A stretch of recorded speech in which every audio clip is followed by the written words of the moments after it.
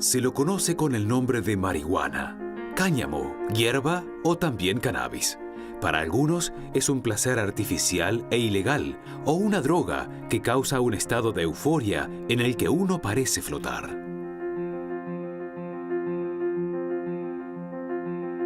Pero el cannabis también tiene otro aspecto igualmente sorprendente.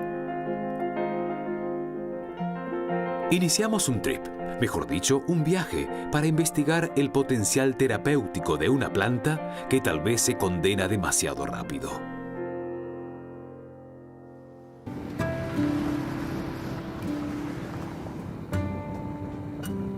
Junto con California, Colorado es uno de los primeros estados de Estados Unidos que permitió el uso de cannabis medicinal. Eso fue en 2001. Las farmacias de cannabis prosperan y se reconocen inmediatamente por la famosa hoja de 5 folíolos.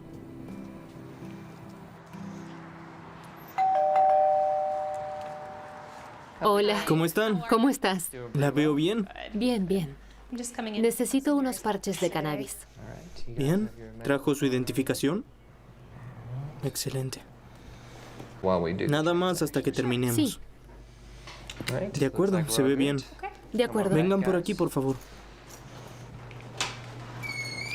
Adelante. Los clientes no presentan la imagen que comúnmente se tiene sobre los consumidores de cannabis. Megan quiere comprar medicinas que aliviarán a su hija. Addie sufre de epilepsia severa. Todos los tratamientos clásicos fallaron.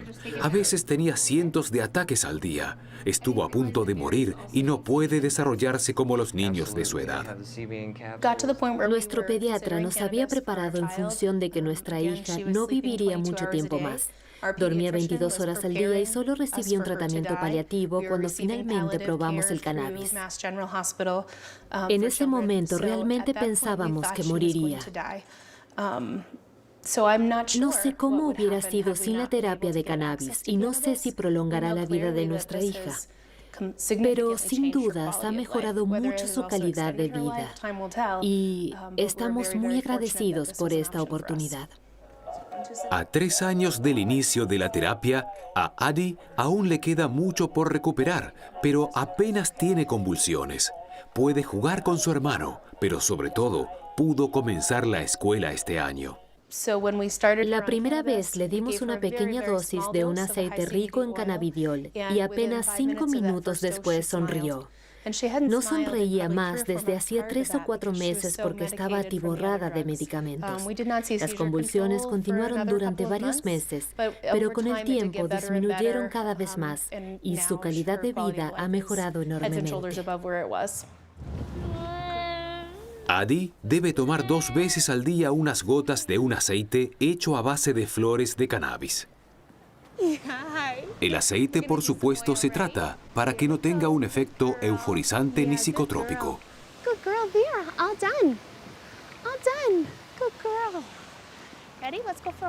Los médicos le han recetado un tipo especial desarrollado para niños que se cultiva en los invernaderos locales de Colorado.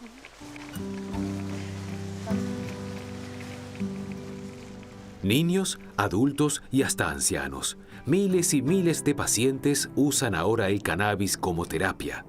En vista de las numerosas formas de administrarlo, las familias de los pacientes han fundado una asociación para orientarse mejor. Realm of Caring, el reino del cuidado, es conocido a nivel nacional. Fundación Realm of Caring habla con Lynette. ¿En qué puede ayudarlo? Sí, en casos de esquizofrenia, Charlotte's Web puede ayudar. Pero además del cannabinol, también contiene pequeñas cantidades de tetrahidrocannabinol, por lo que después de un tiempo pueden manifestarse reacciones negativas. Nuestro equipo de Realm of Caring está integrado por 7 personas que hablan 4 idiomas diferentes y responden unas 7,000 consultas al mes. Procuramos que todos los del equipo estén al día con los últimos descubrimientos científicos sobre el cannabis medicinal. Siempre es mejor acercarse al tumor lo máximo posible. Estamos a favor del uso del cannabis medicinal y convencidos de su efectividad. Cada vez se realizan más estudios científicos y hoy hay mucha información. Queremos que sea accesible para el público. El entusiasmo sobre los efectos terapéuticos del cannabis no termina en las fronteras de Colorado. Aun cuando el cannabis sigue prohibido como droga a nivel federal, en 2016, más de la mitad de los estados de Estados Unidos legalizaron su aplicación con fines medicinales. Muchos países del mundo como Canadá, Israel o Alemania han decidido liberalizar su legislación. Sin embargo, algunos estados como Polonia, Grecia y Francia no quieren beber esta medicina.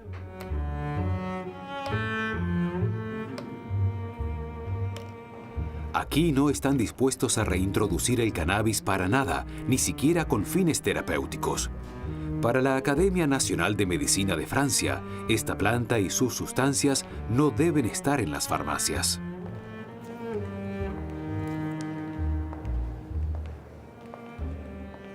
Nuestra Academia de Medicina se ha ocupado durante mucho tiempo del tema del cannabis en general y del cannabis con fines terapéuticos en particular. La conclusión condensada de las audiencias y los análisis más variados es concisa. El cannabis no es un verdadero medicamento, sino una droga de verdad. Si se consume cannabis durante un tiempo, aparecen la adicción y la necesidad de consumo periódico. Las consecuencias son el deterioro del rendimiento cognitivo y la capacidad de aprendizaje, así como lagunas mentales. Para comprender mejor las consecuencias del consumo de cannabis, se tomaron imágenes por resonancia magnética a personas que lo fuman mucho. Los resultados obtenidos por el profesor Martinot demuestran que el consumo periódico tiene efectos sobre el cerebro. En el cerebro de una persona que consume cannabis periódicamente, es decir, a diario, se pueden detectar cambios en la estructura cerebral, pero sobre todo en las funciones del cerebro. Pudimos demostrar que una sustancia que controla la transmisión de señales entre neuronas disminuye hasta un 20% en los consumidores de cannabis. Estos cambios en el cerebro podrían explicar por qué los adultos que fuman mucho cannabis experimentan pérdida de memoria, falta de concentración o comportamiento impulsivo. Sin embargo, a los investigadores y los médicos les preocupan más los consumidores jóvenes. El cerebro de los adolescentes todavía está en proceso de desarrollo y maduración. En esta etapa se desarrolla la materia blanca.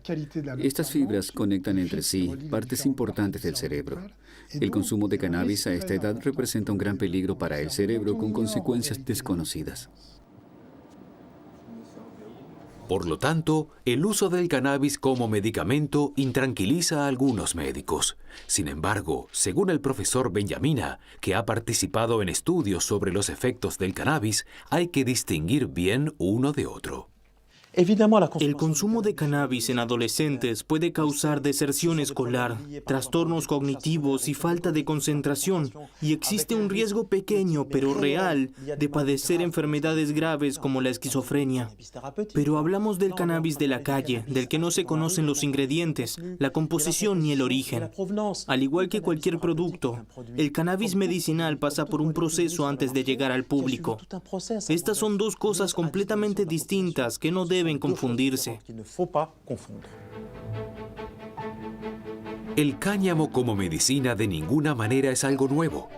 Diferentes corrientes medicinales tradicionales reconocen sus efectos desde hace mucho tiempo. En la medicina tradicional china, el cannabis se introdujo con fines medicinales aproximadamente un siglo después de Cristo. Hay testimonios escritos con dibujos claros de que a esta planta se le atribuye un efecto tanto somático como psíquico. Antiguamente, el cannabis se masticaba o se servía como té de hierbas. Además, la hierba se fumaba, pero no siempre por razones terapéuticas.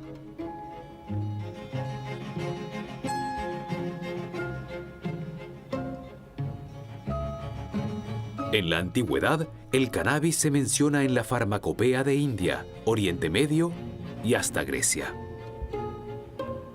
El médico personal de la reina Victoria le recetó cannabis para aliviar los dolorosos calambres menstruales que ésta padecía.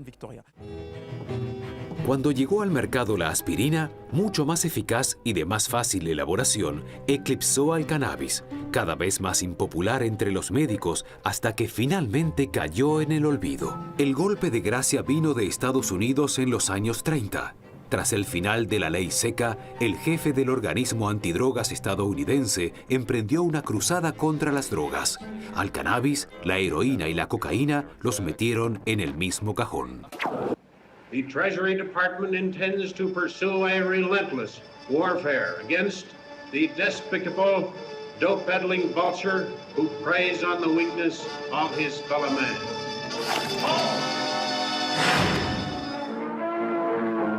Por entonces, el cannabis ocupa los titulares casi todos los días. Crímenes pasionales, violaciones, se lo culpa de todos los delitos. La Administración para el Control de Drogas de Estados Unidos exhibe públicamente películas en las que el cannabis provoca que la juventud pervertida se hunda en el lujo, la locura, el delito y el suicidio. Pronto declaran al cannabis el enemigo público número 1 y lo eliminan de la farmacopea. En 1961 asciende en la clasificación de la ONU al puesto de los estupefacientes más peligrosos, junto con el opio y la cocaína. Sin haber comprobado jamás el peligro del cannabis mediante ningún estudio científico, se lo prohibió en el mundo entero. Recién en 1964, la planta vuelve a los tubos de ensayo.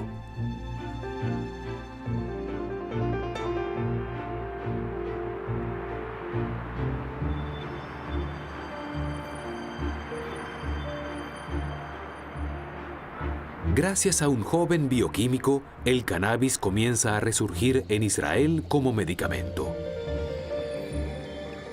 Para Rafael Meshulam, que por entonces tenía 30 años de edad, el cannabis era el objeto de investigación ideal. La planta transporta a toda la joven generación a un limbo sin que nadie sepa cómo ni por qué. Está obsesionado por indagar ese secreto y el principio activo del cannabis. Esta es una columna de cromatografía y hace 50 años usamos una similar para separar los componentes del cannabis. Los dos compuestos más importantes que pudimos aislar fueron el tetrahidrocannabinol, o THC, y el cannabidiol, abreviado CBD. Tal como se comprobó, el THC tenía un efecto psicoactivo en los experimentos con monos, pero el cannabidiol no generó ningún efecto. Por primera vez se determina el principio activo de la planta de cannabis y se lo aísla en un tubo de ensayo, el tetrahidrocannabinol. La primera prueba con seres humanos pasó a los anales de la investigación. A continuación, decidimos probar el material que teníamos a disposición, experimentando con nosotros mismos en casa, con familiares y amigos. Entonces mi esposa preparó un gran pastel con 10 miligramos de THC y, mientras lo comíamos, constatamos que el efecto no siempre era el mismo. Mi esposa estaba sentada y soñaba ensimismada. Otro decía, no me doy cuenta de nada, pero cada 15 segundos tenía un ataque de risa. De pronto comenzaba a reír, se detenía abruptamente y después volvía a empezar. El efecto era muy diferente. Una mujer tuvo una experiencia muy desagradable y sintió pánico. 4 o 5 del grupo experimentamos un efecto relativamente placentero, pero en un caso el cannabis desencadenó miedo, como se ve a menudo actualmente.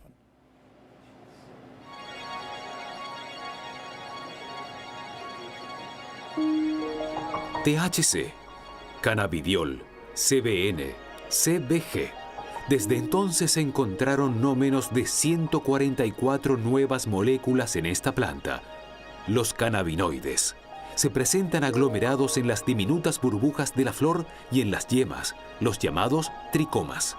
En la naturaleza, el cannabis es la única planta que puede producir estos cannabinoides. ¿Puedes identificar cada uno de esos olores? Sí, como podemos ver, hay varios tipos. Este es el principio activo THC. Desde el principio, Raphael Mechoulam estudia una hipótesis para poder explicar los efectos psicotrópicos de la planta. El THC debe poder acceder muy fácilmente a nuestras neuronas. Su suposición se confirma en 1988. Una vez conocidas las propiedades químicas y biológicas de los componentes vegetales, nos abocamos a dilucidar el mecanismo de acción. El paso decisivo lo dio la científica estadounidense Helen Howlett. Comprobó que hay un determinado receptor que se activa a través del THC, y así descubrió un mecanismo de acción completamente nuevo. En otras palabras, así como una llave se desliza en la cerradura, el THC se acopla a ese receptor en la superficie de las células cerebrales. La llave gira en la cerradura y desencadena una reacción en cascada. Esta asume el control de la actividad neuronal.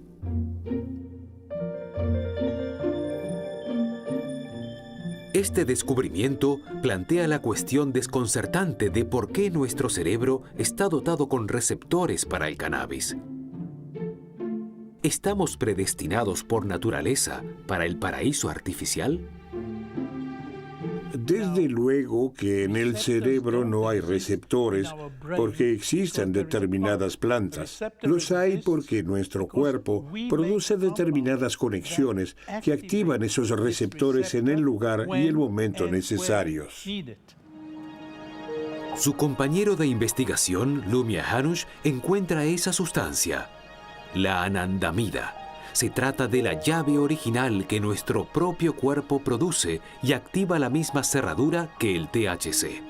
En el fondo, el THC solo imita el efecto natural de la anandamida. El descubrimiento de la andamida fue muy emocionante y enseguida encontramos el nombre. Ananda viene del sánscrito y significa alegría o felicidad pura. Y amida porque el nombre químico del compuesto es araquidonoiletanolamida. El nombre anandamida ha de describir la estructura química y su función. Esperábamos que este compuesto desencadenara felicidad en la gente y funcionó, pero el nombre se ajusta en ambos sentidos porque también expresa nuestra alegría al descubrirlo. Raphael Mechoulam y sus colaboradores han descubierto por qué el cannabis causa euforia. Al inundar nuestro cerebro con THC, el cannabis estimula desproporcionadamente un sistema que normalmente es responsable de nuestro bienestar, el sistema endocannabinoide. Sus principales componentes son la anandamida y su receptor. La anandamida y su receptor se encuentran principalmente en nuestro cerebro. Pero en el resto del cuerpo también se descubrió un sistema de llaves y cerraduras que sirve para restablecer el equilibrio y la calma general. El sistema endocannabinoide está omnipresente e interviene no solo para controlar el sueño y la digestión, sino también reacciones inflamatorias y el sistema nervioso. En Israel, la evidencia científica ya ha convencido a muchas personas. El cannabis se ha convertido en un producto pionero de una nueva rama de la medicina.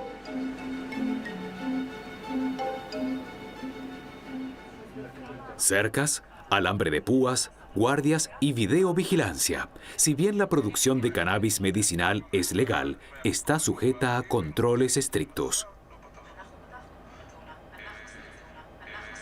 Tikkun Olam es una de las 8 empresas autorizadas por el Ministerio de Salud de Israel para el cultivo, la prescripción y la venta de cannabis medicinal.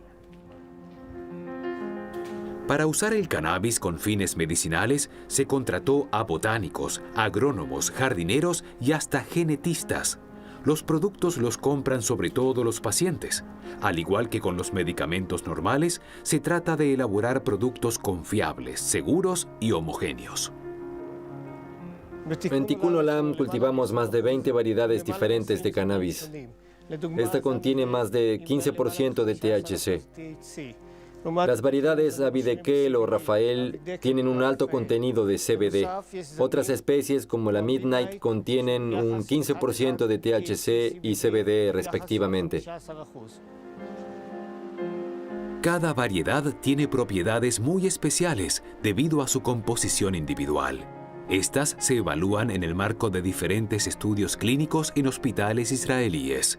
Aun cuando las plantas ya se venden en farmacias especiales, no son medicamentos en el sentido tradicional. Los científicos de Tikkun Olam están convencidos de que para el tratamiento de una enfermedad basta con cultivar una planta que actúe de manera específica sobre el sistema endocannabinoide del paciente.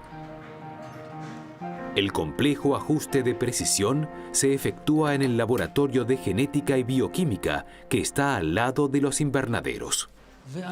Todos los años analizamos el ADN individual de cada especie vegetal. Recopilamos sus datos genéticos y los comparamos con los datos clínicos de los pacientes. De esta forma podemos mejorar el perfil genético de nuestras especies vegetales para cultivar plantas cada vez más eficaces desde el punto de vista terapéutico. Actualmente nos ocupamos del cannabigerol, un cannabinoide menos conocido que el THC o el CBD. Nuestro objetivo es cultivar una nueva variedad de cannabis que posea muchos de estos cannabinoides. Esperamos poder tratar con él diferentes casos clínicos. Las pruebas iniciales sugieren que el cannabigerol es efectivo sobre todo contra el estrés y ciertas inflamaciones de la piel. En todo el país recurren al cannabis elaborado por Tikkun Olam más de 8.000 pacientes que padecen enfermedades muy diferentes como colitis, Parkinson o artritis reumatoide. Este cannabis sale de los invernaderos en forma de toneladas de bolsas, tabletas o aceites. Pero lo más sorprendente para la rama de la medicina es sin duda la producción de cigarrillos listos para fumar. Con el fin de realizar un seguimiento seguro, el Estado obliga al fabricante a asumir todo el proceso de fabricación desde la semilla hasta la venta.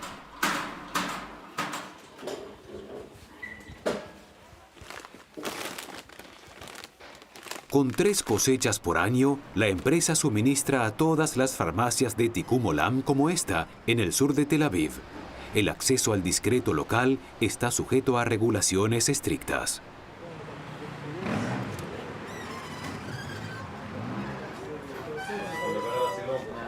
Si alguien quiere entrar y comprar algo, necesita la receta de un médico autorizado.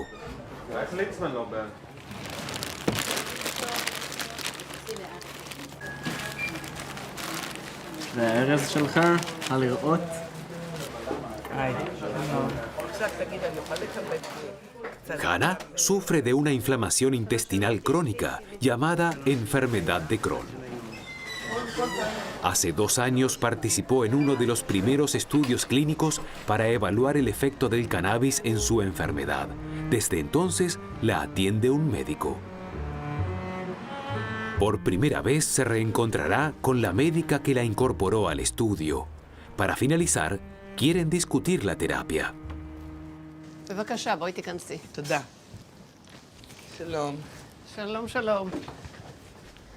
¿Cómo se siente? Muy bien. Le mostraré mis medicamentos. Los he traído.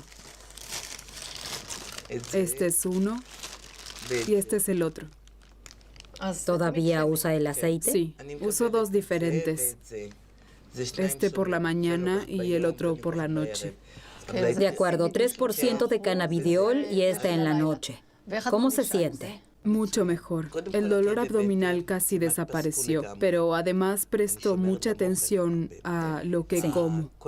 Antes tenía el vientre muy hinchado, aún sin haber comido nada. Creo que efectivamente el cannabis tiene un cierto efecto antiinflamatorio. Pero aún debemos aprender a usarlo correctamente. Todavía hay muchas cosas que desconocemos. Aquí tiene su receta. Muchas gracias, doctora. Que tenga buenos días. Adiós, nos vemos.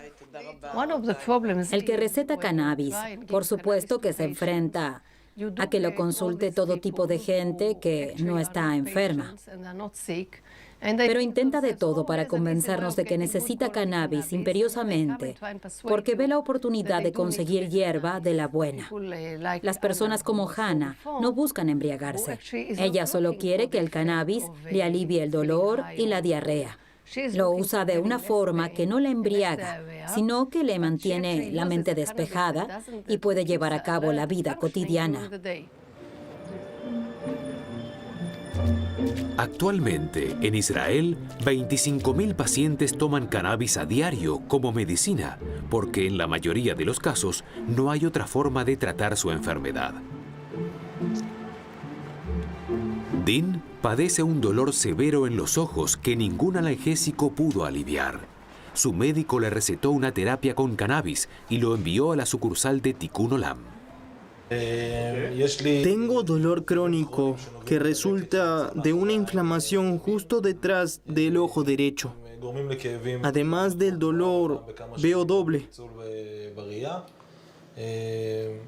Con una biopsia se intentó averiguar si podía tratarse de cáncer, pero solo es una inflamación.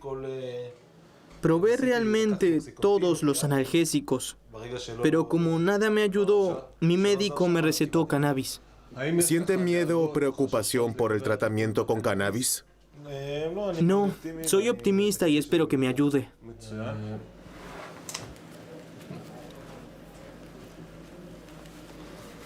Le mostraré cómo funciona. La primera vez, tome 2 pitadas. Por favor, solamente eso.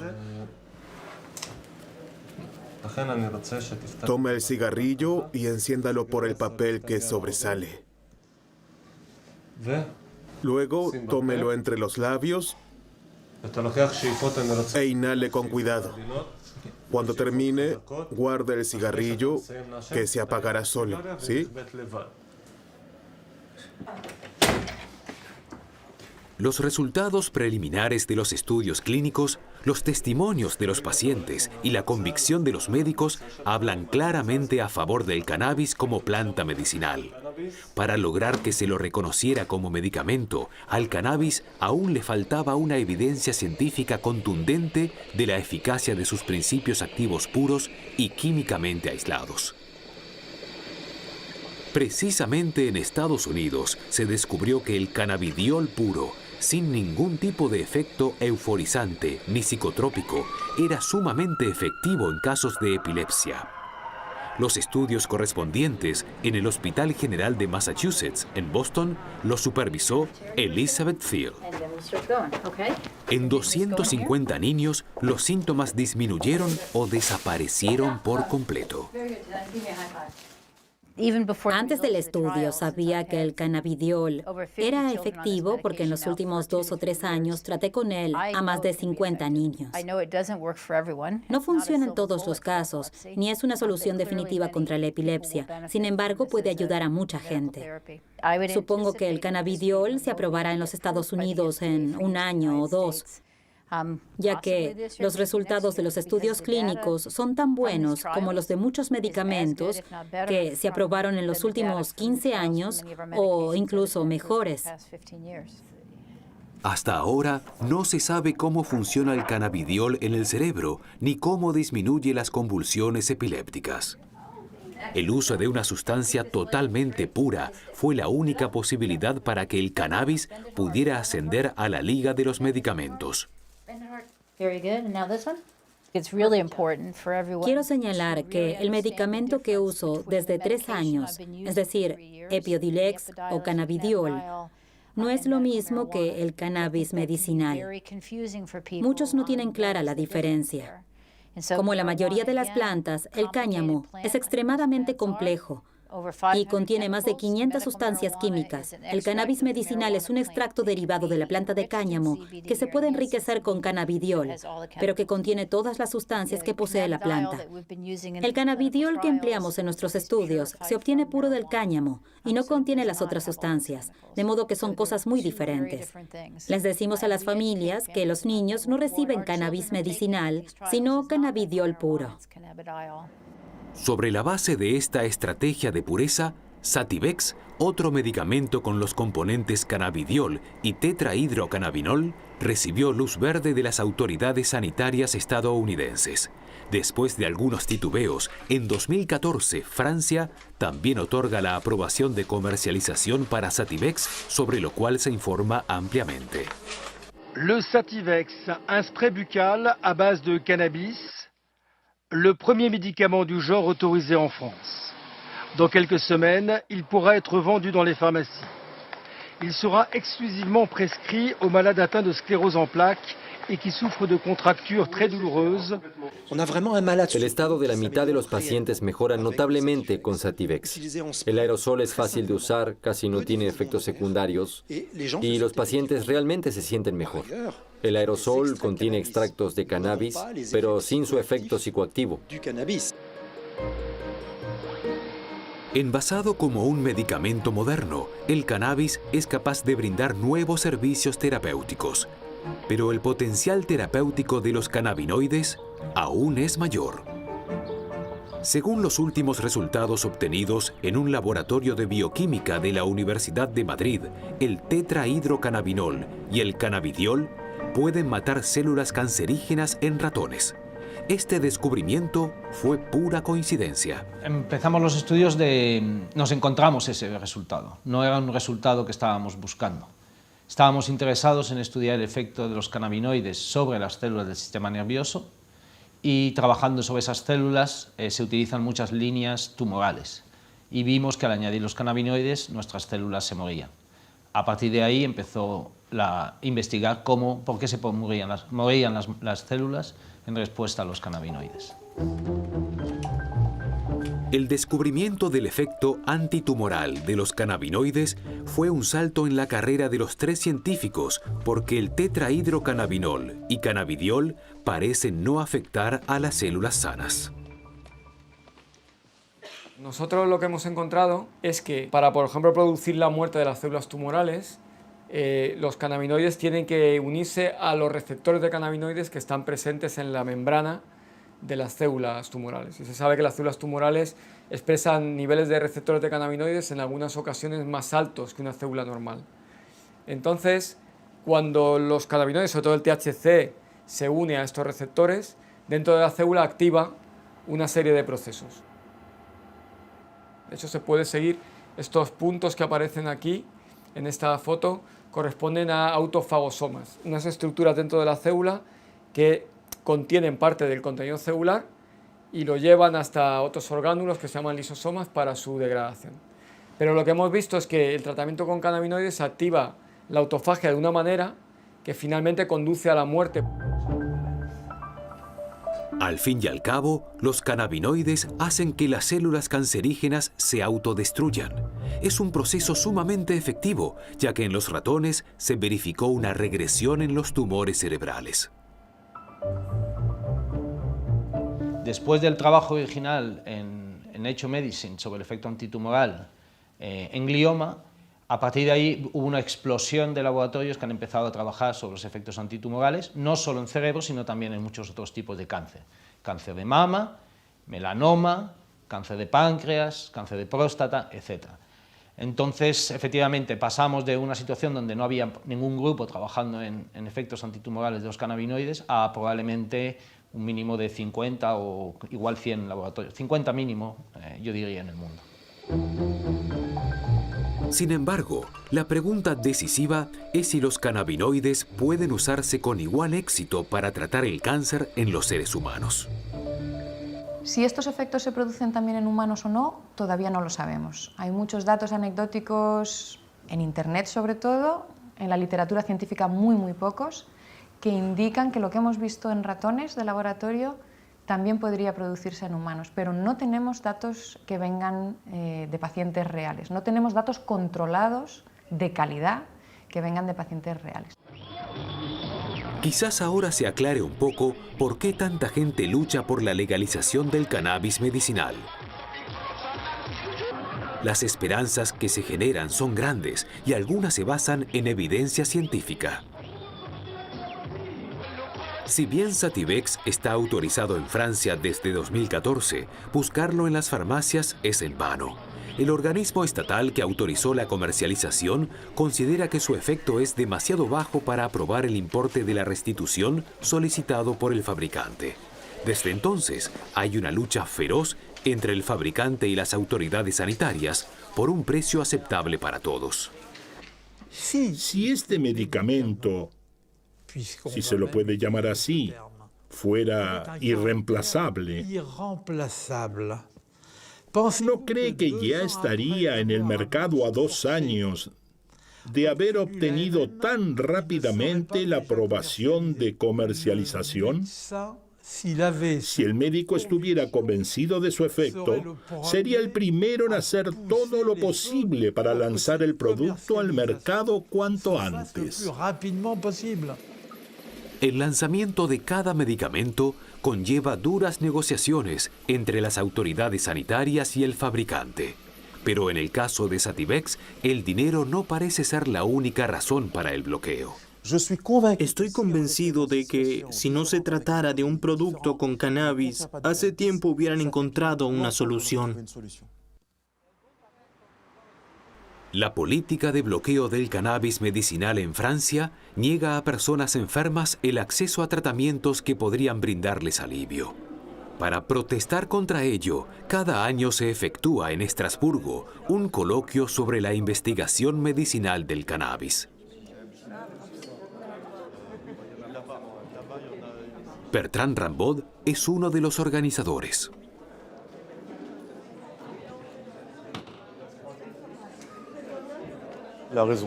El motivo de este coloquio es promulgar la información sobre la investigación internacional del uso terapéutico de los cannabinoides. Tiene sentido, ya que la investigación se sigue desarrollando en todo el mundo. Seguramente sea sorpresivo que el coloquio se haga precisamente aquí, porque Francia es el país que más se cierra a este tipo de tratamiento. Este año, entre los invitados está Franjo Grottenhermen de Ruiten, el renombrado médico que solo puede estar acostado debido a una enfermedad. Lucha desde hace años por el uso medicinal del cannabis. En Alemania se implementó hace poco el cambio legislativo pertinente. Desde abril de 2017, se pueden obtener flores de cannabis con receta médica. Ahora cualquier médico puede recetar extractos de cannabis de calidad farmacéutica. Vienen a verme muchos pacientes que saben que el cannabis los ayuda. Lo han tomado ilegalmente durante años. Fueron procesados y algunos estuvieron en prisión. Y ahora obtienen un permiso excepcional de la Oficina de Orden Federal en Alemania. Cuando pienso que los pacientes no tienen perspectivas en Francia. No hay perspectivas. Los psiquiatras dirán que soy adicto al cannabis. La mayoría de los médicos dirán que eso no puede ser. Tampoco puedo hablar con un médico. Debo hacerlo todo en secreto. Es dramático. No hablamos de nimiedades, una tos o un resfriado.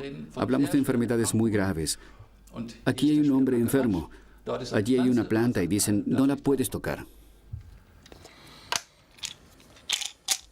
Bertrand Rambaud es uno de los pacientes a quienes la ley francesa les niega una terapia.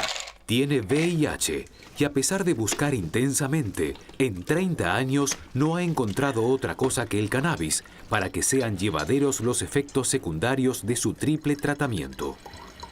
Como no hay un proveedor legal de cannabis, él mismo produce su medicamento personal ilegalmente.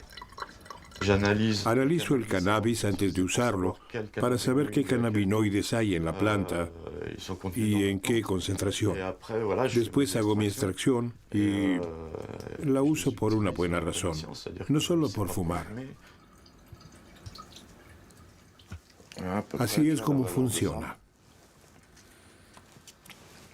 Dejo la sustancia debajo de la lengua el mayor tiempo posible hasta que la mucosa la absorbe. Eso me calma. Cuando me arrestaron hace 2 años, me quedé sin cannabis y en 3 meses perdí 14 kilos, porque no tenía mi terapia personal y no podía comer nada.